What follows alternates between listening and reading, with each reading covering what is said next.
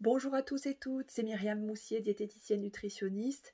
Vous avez été nombreux à me poser des questions sur la conduite à tenir durant la période de fête et je trouvais beaucoup plus judicieux de vous répondre en vidéo pour pouvoir avoir une parole beaucoup plus libre et donner plus de détails que des petits commentaires. Alors, aujourd'hui, Agnès et Sandrine se sentent stressées à l'arrivée des fêtes.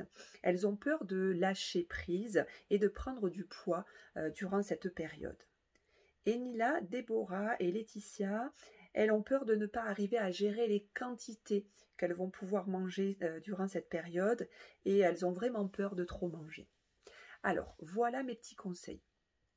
Déjà, vous allez durant cette période, pendant ces repas, prendre votre temps. Bien sûr, c'est une règle qu'il faut prendre à chaque fois, mais là, peut-être encore plus, pour essayer d'apprécier véritablement chaque bouchée. Nous allons manger des choses exceptionnelles, autant prendre du plaisir à 200%. Vous savez, tout le plaisir vient des papilles gustatives, pas de la quantité que l'on met dans notre estomac. Alors, je vais vous donner un petit exemple. Imaginons que vous avez un toast au foie gras que vous alliez manger. On vous appelle, vous devez vous rendre dans votre cuisine ou faire quelque chose. Vous avez besoin de vos deux mains. Qu'est-ce qui se passe? Vous allez engloutir votre toast pour faire ce que vous avez à faire. Une fois que vous allez vous retourner à votre place, vous allez chercher désespérément ce toast au foie gras et là vous allez vous rendre compte que vous venez de l'engloutir. Vous avez donc envie forcément d'en reprendre un autre. Alors vous voyez par rapport à cette petite histoire ce que je veux vous faire comprendre. Quand vous mangez, prenez le temps d'apprécier ce que vous portez à votre bouche. Évitez de manger de façon automatique et naturellement, vous mangerez moins en quantité, ça c'est sûr. Petite souris, Rosa et Clem, elles se demandent par contre comment contrôler les écarts faits durant ces fêtes sur les repas d'avant et d'après. Mon conseil sera de ne surtout pas faire de restrictions la veille ou le repas avant un repas festif. D'ailleurs, pour n'importe quel repas où vous seriez invité.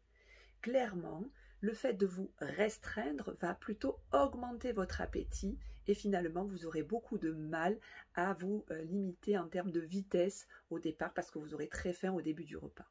Alors, je vous recommande de manger tout à fait normalement la veille et le repas précédant un repas de fête. Pour les repas suivants, vous allez vous écouter. Votre corps est tout à fait capable de vous dire ce dont il a besoin.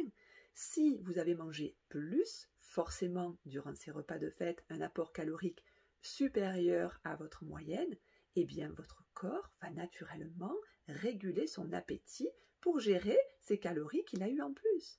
Alors, n'ayez pas peur, ne stressez pas, ne culpabilisez pas d'avoir mangé plus à ces repas festifs, mais prenez le temps d'écouter votre corps et répondez à ses besoins.